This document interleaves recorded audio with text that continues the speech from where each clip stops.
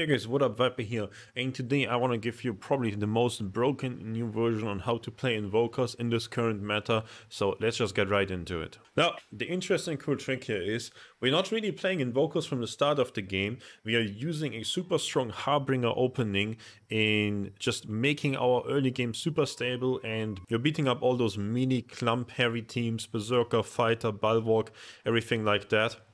Because everything right now kind of just tries to be, I don't know, just stat checking opponents, running at them, overwhelming them. And we're just gonna make a super strong Ranger very early on with Harbinger. And then we're just gonna AoE one-shot all of them with that.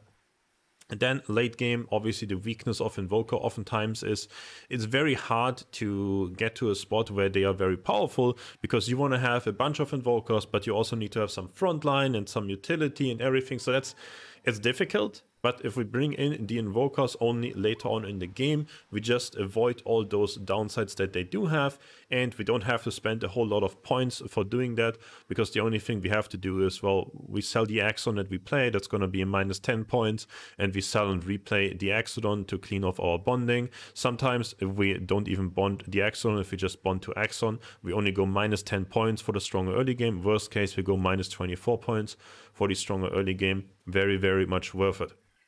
Now, what am I talking about? What is this early game? What are these ideas? Okay, fundamentally, the most standard opening for you, it's going to be Exodon and 45 cost weapon. You're going to get a 2 Harbinger, 2 Tsunami. Now, Tsunami, whenever you cast your Mega Tsunami units gain energy, you refund 40% of energy cost gained. Now, very powerful. As we all know, the Ranger Gauntlet weapon, super strong, super high damage dealing, and it is a scaling weapon. Whenever you cast your ability, you get more Mega power, you deal more damage. Then the second part of this is Harbinger. Harbinger, once they cast their Omegas, they gain additional resistances, which is really not to be underestimated, especially if you're talking about Axodon in combination with Tsunami. Axodon's ability being a very strong shield, and combining that with extra resistances. We all know shields, healing, super strong combo with resistances, so much more effective health, so much more difficult to take them down. And then the second part of Harbinger, once a Harbinger reveal dies, it buffs the highest Omega power ally 100 Omega power. Now turn 1, it's going to be Exodon plus your Ranger, so Exodon is going to die first, buff the Ranger. Maybe if your Ranger gets assassinated by rogues, it's going to buff the Exodon, which also is pretty good turn 1. Exodon does scale very well for Mega power. It's like a side effect, right? Then outside of that, starting turn 2, you can already go for Axon, and you can put the Arcane Sash on your Ranger, which in part gives your Ranger starting Omega power, so your Ranger guarantees the Harbinger buff. And turn 2, you can go Axon plus this, and you can upgrade your weapon. Now, if we're looking at the upgraded weapon, it is 615 times Omega power, energy damage to all enemies, and after the first cast, after every cast, 23 more. Now, Arcane Sash gives you 24 Omega power already. A Harbinger dying is going to give you 100, and your first cast is probably going to be very quickly, because they have really high starting energy. There's only 40 less than the energy cost of the weapon. So you're at 247 Omega power very quickly, which means 615 times 2.5 roughly. So you're gonna be dealing about 1,500 damage on your second cast already, assuming that only Exon has died yet. And Tsunami will give you the second cast very quickly, because it refunds you 40% of your energy cost. Once your Exodon dies and you get more casts in, on turn 2 your Ranger can already deal like 2,000 plus damage per ability, just one-shotting whatever is left of the enemy team, which especially is good versus a very melee heavy team, due to the fact that they all walk up to your Ranger after killing your frontline. They all line up and bam, all of them just die. And then your Ranger is oftentimes left alone, maybe on very little health points, but we can check back. Harbinger, our Ranger is also a Harbinger. Our Ranger is not gonna be this little guy with no resistances. It's gonna be pretty tanky. And because of Tsunami and the cheap energy cost, your Ranger is gonna keep casting. So even against things like rogues, Ramfires and such, your Ranger is way tankier than the normal like Tsunami carry Ranger is in this scenario. And your Ranger oftentimes can 1vx take down a lot of enemies, or sometimes win, sometimes just reduce the amount of damage you take in the earlier stages. And then on turn 3 already, you can upgrade to the 70 cost weapon. Super powerful, as you see, it jumps from 615 to 700 Omega power. Tremendous increase for only 5 more mastery points. And then you have exact 115 points left, right? Turn 3, 120, minus 5. So you can go for the third Tsunami in Flood, and you can just put in 2 more cheap water Illuvians. So you add another Tsunami, and you add 3 water because our Axon is a water Illuvian. Super, super strong. Turn 3. Adding in some utility with the Volante as well, because we can check Volante. Volante is inflicting silence and lethargic for 1.8 seconds, which doesn't sound like much, but it is still a silence. The enemy can't cast their abilities, and lethargic means they cannot gain energy. And a lot of the game currently is based around energy gain with all these Enchanter and Tsunami and just Ranger, Psion weapon setups and so on. So that Volante can be a troublesome thing for your opponent, and most people won't really expect you to go for it when they see you playing this for the first time, to be honest. So very, very strong utility thing coming in on turn 3, and it makes positioning a lot harder for your opponent because, well, they have to play around your Ranger sniping the furthest enemy, but now they also have to play around a Rogue. If they want to put a Ranger in a safe spot, now that safe spot is not safe anymore. And then on the next turn, you can just start putting down Hydrolinks and Slapen. You can already go to 5 water, and you go to 2 Rogues. Now, the cool thing about a Slapen especially is Slapen, 100 attack speed, super high attack speed, and Slapen's ability, it gives another 40 attack speed, it gives some attack range and some physical attack damage, and it is applying Frost.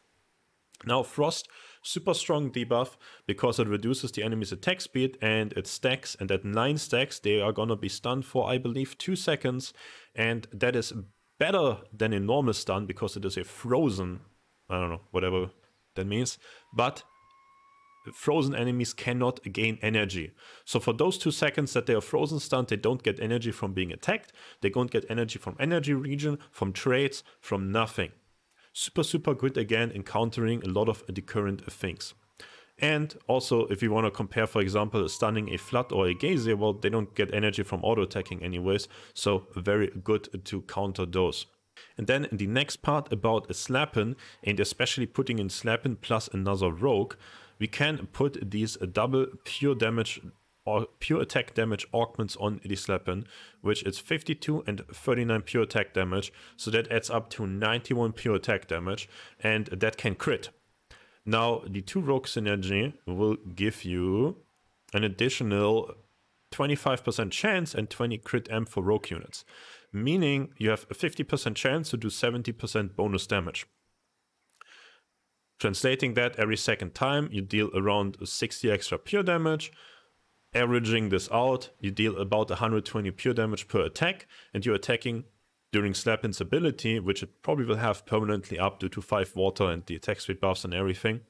So you're gonna deal 120 pure damage per attack. You attack 1.4 times per second. So you're gonna be dealing like around 200 plus DPS depending on the enemy's resistances, because obviously Slapen has just base attack damage and such as well. You're gonna have like about 200 DPS on the Slapen plus the Volante next to it. This is gonna take down enemies if they don't play around us, if they don't position for it very, very quickly. And in addition to that, you have your Ranger Gauntlet, which is also very, very threatening because it's just gonna target enemy backline. So you're gonna have this on turn 4. And on turn 5, you can transition to the Invokers after you've essentially put down some Augments. And how do you transition to Invokers? Well, you sell Axon, you sell Exodon. If you didn't bond with Axodon turn 1, if you skip turn 1 because you played versus a toxic team, it's not worth to play turn 1 versus toxic. Just accept your loss. You can't kill anything. It's OP. It is what it is. And you would have bonded to Axon on turn 2. Sell Axon, maybe sell Axon if you bonded again. No, and then you essentially just put in Synalph and Zephyrus. If you sold Exodon, you replay Exodon. Replaying Exodon, very nice because it allows you to adjust positioning. And then you just start putting in defensive augments on Exodon. Exodon being your main tank at that point. You have more or less like one only frontline unit. Outside of that, you have casters, supporters, and rogues. That means that Exodon really wants to have 6 seconds invulnerable, 6 seconds indomitable. And very important to note that is incredibly strong combination on Axodon, because it means Axodon can just get a bunch of abilities off, can get shields off, and even if the Indomitable runs out, maybe it got healed by the Flood, maybe it got a big shield, maybe even it is in range of the Hydro Links and such, and it can keep staying alive. Outside of that, regarding the augments, well, we're probably going to end up putting Survival Protocols and the Vitality Veil combo on our Invokers in the late game, because that is just the best augment combination you have. Your Invokers start getting attacked, they trigger Vitality Veil, they cast their abilities, and with Indomitable they can never die, right? So they can get their abilities out, they can probably kill whoever is attacking them at that point, and then they are maybe at 1 HP because of Indomitable, maybe they have slightly more because of Vitality Veil health regen, maybe they have even slightly more because in the super late game you can just use Parasitic Link to nearest 2 allies and give both Sinnerf and Sephiroth, or maybe your Ranger, some sort of Omnivamp, so that they can essentially, your Invoker gets dropped really, really low, and then it gets the health regen and energy regen. It keeps getting dropped low because it probably is still very squishy and faces a lot of damage.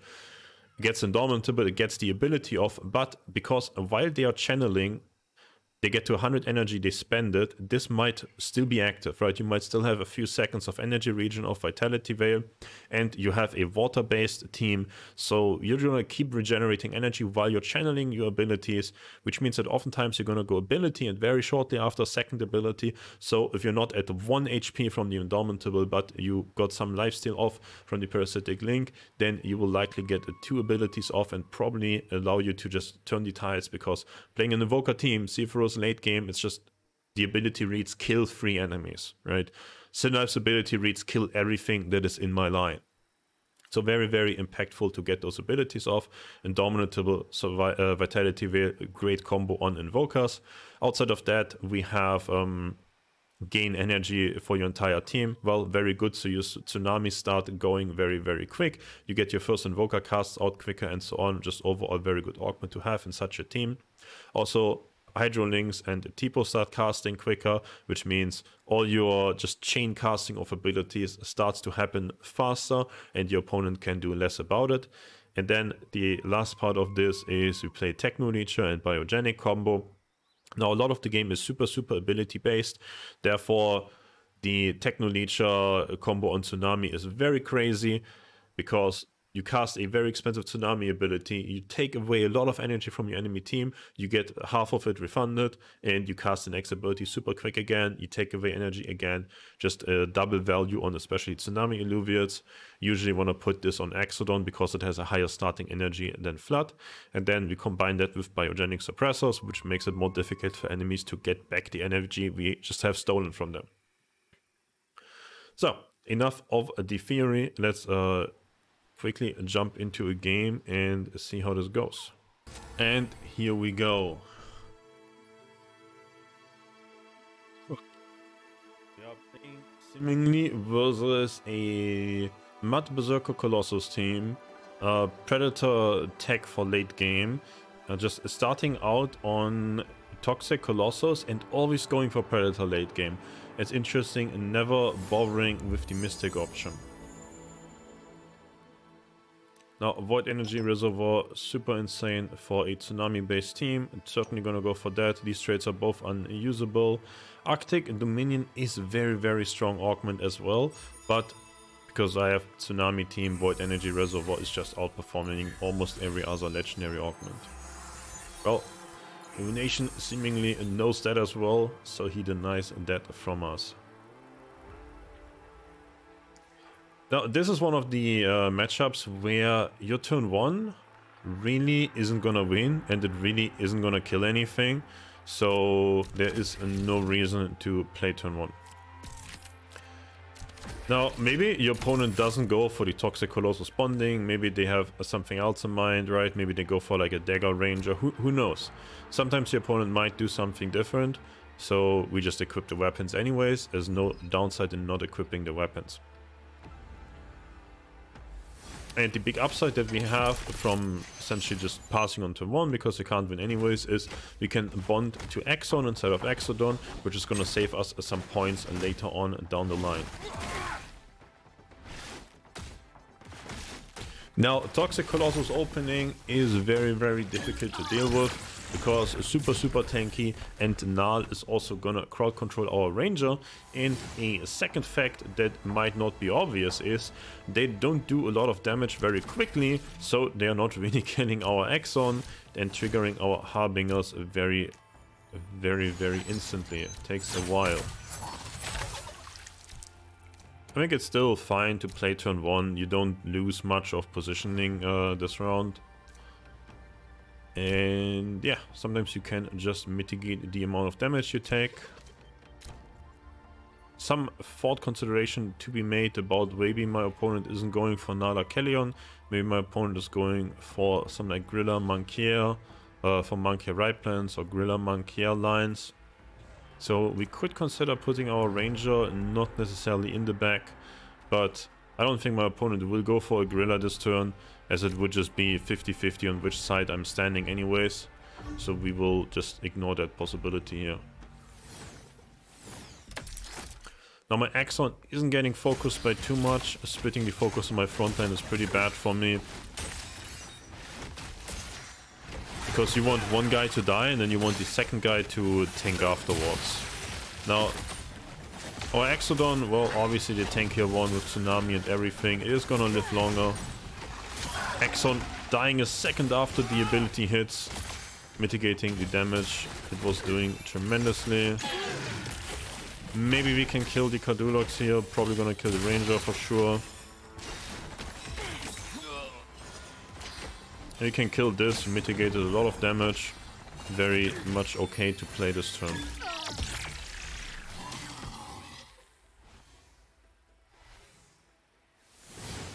Now, playing versus a Gorilla and Predator setup, you don't want that Gorilla to be able to auto-attack your Ranger, so you want to position your Flood in front of the Ranger like this, just protecting your Ranger. Then always remember to upgrade the weapon. 615 times Omega power jump to 700 is very massive. Certainly don't underestimate that. And we can put a Tipo here. This means the Tipo is gonna get focused and it's gonna die very quickly. So we put a Tipo here, which means the Tipo is gonna be the first target of the Gorilla. It's the lowest defense guy in my team. And yeah, a Tipo tanking the Gorilla ability is fundamentally pretty good for us. Then we can put in the Volante. There's no backline unit really in this team. There's nothing really Volante can go and assassinate. So we might as well just send it around here. Maybe it can just deal some damage to the Cardulox and be a nuance for our opponent there. Now we have a lot more damage, fully upgraded Ranger weapon and another Tsunami. Played around the Predator here. Volante maybe distracting the Mud guy. Nope. Axon is gonna die a lot quicker now. It's getting focused by more units, so I'm gonna have more damage sooner as well. Oh, my Ranger got interrupted from a cast. Very unfortunate timing there for me. But we will soon be able to kill the Gorilla. And my Ranger now, 300 plus Omega power. Exodon is gonna die, 450 Omega power. Flood is in front. Let's see if we can finish off these guys or not. Oh, only hitting the Ranger. That is a bit of an unfortunate AoE there. Barely not finishing off the Cardulox. I should get one more ability, unless overtime. It's a bit unfortunate. I feel like we're taking a lot more damage than we would need to here. Well, Tsunami finished the chip. Certainly very strong. I'd be very happy about getting that. Sharpshoot is very good on my Invokers, but I kind of just need, if my frontline just survives a little bit longer. Sharpshoot is too good. It's too much damage we get. Shouldn't pass up on it. Oh, I guess we can't get the Tsunami chip. That is awkward. Maybe I shouldn't triple bet the Tsunami chip here. Maybe I should have one bet the Tsunami chip, two bet Sharpshoot, and one bet Sakura's Gift, honestly. I think that's a mistake by me. Because for Tsunami is like you just instantly win the game, so your opponent kind of has to triple bet on that. Yeah, I think I misplayed that. I think I should have gotten both legendary augments there.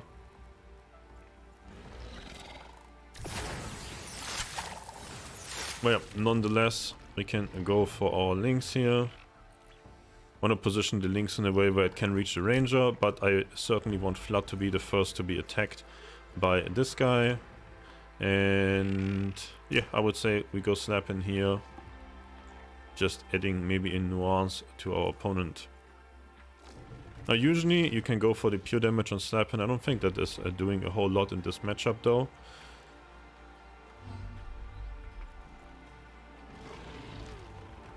So I would say we just go for a Indomitable on Exodon. Just go for some more frontline. Can also certainly go for a greater synergetic field. Can go for a Biogenic suppressor, even for anti-healing in this matchup.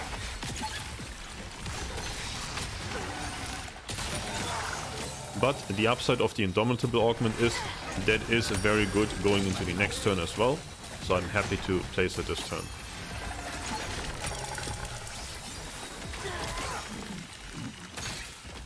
You can also check the damage numbers. Penguin did decent damage and also kept our enemies busy, and with the frozen, probably crowd control them a decent amount. We see Axodon is living a lot longer, and it was getting healed by Lynx and Flood even.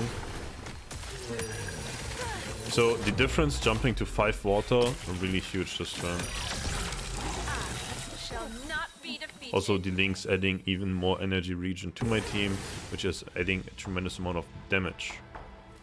Now we had the luxury of bonding to Axon, so we can just sell the Axon here. We can put in Synarth and Zephyrus. We can bond with the Synarth. And now we have to figure out the positioning here.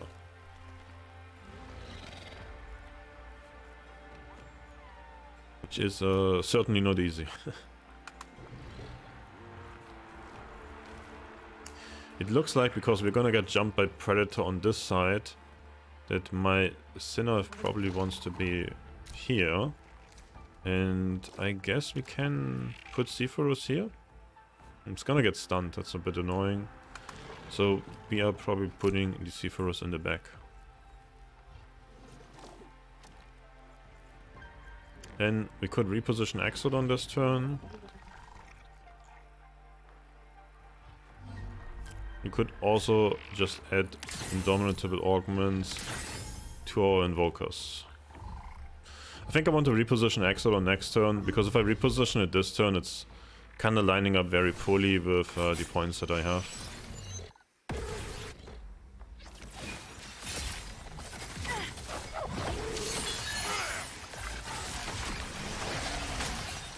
So, Synarth starts beam, Zephyrus starts casting.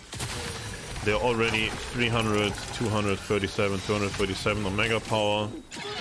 Indomitables are getting triggered. I still have 2 more. And you guys can see the Invokers are just dealing with the melee Illuvians.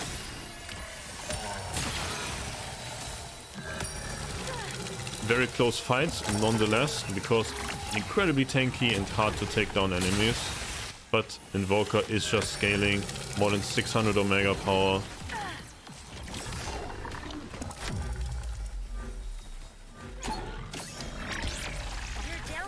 And now we can adjust the positioning and bring in further utility augments. Certainly want Axodon to be around here, so it can deal with the Berserkers. Certainly valuable to give it the invulnerable augment as well. Now I don't have a great spot to give 2 of my guys the lifesteal here.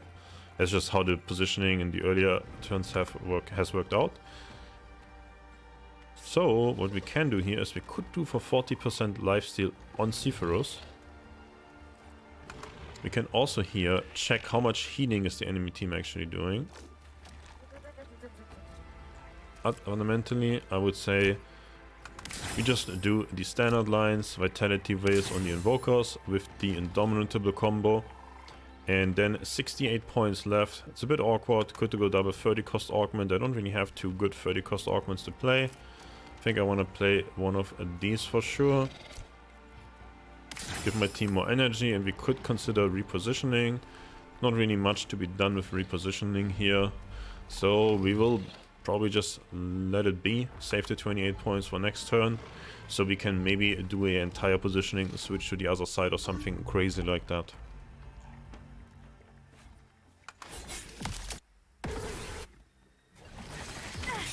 The monkey attacking Sinolf and my clump is very scary, but it also means that my Sinolf... Oh, Sinolf got interrupted, but full Indomitable Augment, second cast.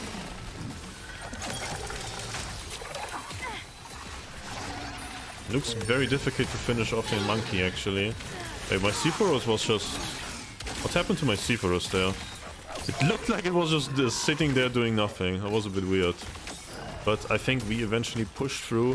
Axodon positioned, I guess, slightly too far to the left, versus the monkey that swapped over here. Certainly wants something in front to protect, protect my Invokers slightly longer than this fight. Couldn't finish off the opponent here, more or less due to the monk here being able to walk up here, Exodon. If I want to sit on this side, I should be here. Now I have so many points, and we can certainly go for the damage augments on the rogues. It would help taking down just these guys quicker. Can certainly think about a total repositioning here. I think I do like the total repositioning, because that also means we can just play for the lifesteal augments.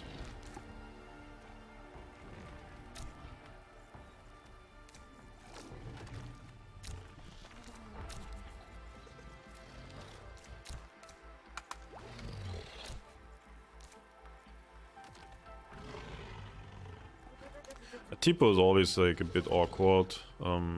It's very small, will just die. It is what it is.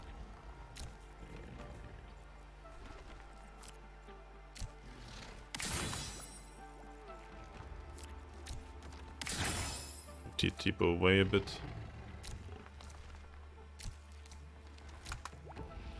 And yeah, then we can decide between Techno and Biogenic. I think at this point I really just debuff my enemy team's healing.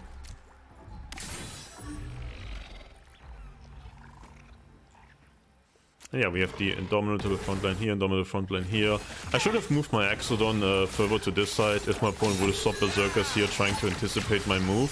That would have been a bit difficult to handle.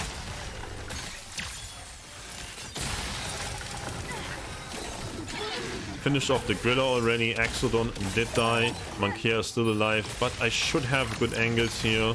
Indomitable, certainly a problem, but it should run out, and now all the damage is gone, and I believe we can close this out.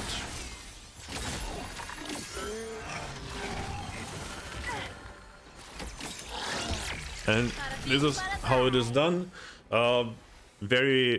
Very much what the team is supposed to be doing, countering melee heavy, tank heavy teams that try to debuff and do all these kind of things. And yeah, this is a very strong way on how to get to Invoker. Our early game didn't go super well, did kill some units. It was overall fine, I would say. And then we had a super strong late game once just everything came together essentially. Hope you enjoyed the video, and see you guys in the next one.